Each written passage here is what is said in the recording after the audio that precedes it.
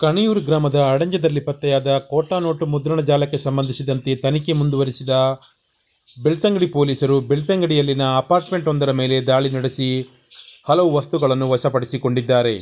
ಬೆಳ್ತಂಗಡಿ ತಾಲೂಕಿನ ಕುವೆಟ್ಟು ಗ್ರಾಮದ ಪಿಲ್ಚಾಮುಂಡಿಕಲ್ಲಿನ ಸಮೀಪವಿರುವ BA ಅಪಾರ್ಟ್ಮೆಂಟ್ನ 2 ಮನೆಗಳ ಮೇಲೆ ಬೆಳ್ತಂಗಡಿ ಪೊಲೀಸರು ಇಂದು ದಾಳಿ ನಡೆಸಿದ್ದಾರೆ. ಬೆಳ್ತಂಗಡಿ ಡಿವೈಎಸ್ಪಿ ರೋಹಿಣಿ CK ನೇತೃತ್ವದಲ್ಲಿ ದಾಳಿ ನಡೆಸಿದ ಪೊಲೀಸರು ಸ್ಥಳದಿಂದ ಹಲವು ವಸ್ತುಗಳನ್ನು ವಶಪಡಿಸಿಕೊಳ್ಳುವಲ್ಲಿ ಯಶಸ್ವಿಯಾಗಿದ್ದಾರೆ.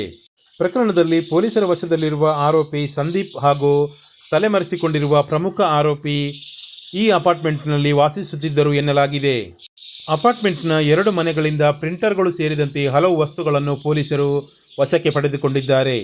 ಉಪ್ಪಿನಂಗಡಿ ಪೊಲೀಸ್ ಠಾಣಾ ವ್ಯಾಪ್ತಿಯ ಅಡಂಜದಲ್ಲಿ ನಡೆಯುತ್ತಿದ್ದ ನಕಲಿ ನೋಟು ಮುದ್ರಣ ಜಾಲಕ್ಕೆ ದಾಳಿ ನಡೆಸಿದ ಪೊಲೀಸರು ಜುಲೈ 15ರಂದು ಹಲವು ಆರೋಪಿಗಳನ್ನು ಬಂಧಿಸಿ ಪ್ರಕರಣ ದಾಖಲಿಸಿಕೊಂಡಿದ್ದರು.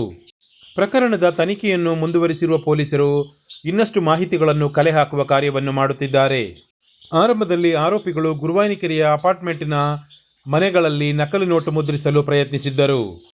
ಇಲ್ಲಿ ಸ್ಥಳದ ಅಭಾವ ಕಂಡುಬಂದ ಹಿನ್ನೆಲೆಯಲ್ಲಿ ಆರೋಪಿಗಳು ನಕಲಿ ನೋಟು ಮುದ್ರಣ ಜಾಲದ ಕೇಂದ್ರವನ್ನು ಅಡಂಜಕ್ಕೆ ವರ್ಗಾಯಿಸಿದ್ದರು ಎಂದು ತಿಳಿದುಬಂದಿದೆ. ಕೋಟಾ ನೋಟು ಜಾಲದಲ್ಲಿ ಇನ್ನಷ್ಟು ಆರೋಪಿಗಳಿರುವ ಬಗ್ಗೆ ಪೊಲೀಸರಿಗೆ ಅನುಮಾನಗಳು ವ್ಯಕ್ತವಾಗುತ್ತಿದ್ದು, ಎಲ್ಲ ವಿಚಾರಗಳ ಬಗ್ಗೆಯೂ ತನಿಖೆ ಮುಂದುವರಿಸಿದ್ದಾರೆ. ಪ್ರಕರಣದ ಪ್ರಮುಖ ಆರೋಪಿಯಾಗಿರುವ ಬೆಳ್ತಂಗಡಿ ತಾಲೂಕಿನ ನಿವಾಸಿಯಾಗಿರುವ ಶಕೀಲ್ ಎಂಬಾತ ತಲೆಮರೆಸಿಕೊಂಡಿದ್ದು, ಆತನಿಗಾಗಿ ಪೊಲೀಸರು ಹುಡುಕಾಟ ನಡೆಸುತ್ತಿದ್ದಾರೆ. ಅತ್ಯಂತ ಬೃಹದಾಕಾರವಾಗಿ ಬೆಳೆಯಬಹುದಾಗಿದ್ದ ಕೋಟಾ ನೋಟಿನ ಜಾಲವನ್ನು ಪೊಲೀಸರು ತಮ್ಮ ಕಾರ್ಯಾಚರಣೆಯ ಮೂಲಕ ಆರಂಭದಲ್ಲಿಯೇ ಪತ್ತೆ ಹಚ್ಚಿ ಆರೋಪಿಗಳನ್ನು ಬಂಧಿಸುವ ಮೂಲಕ ಮಹತ್ವದ ಕಾರ್ಯಾಚರಣೆ ನಡೆಸಿದ್ದಾರೆ.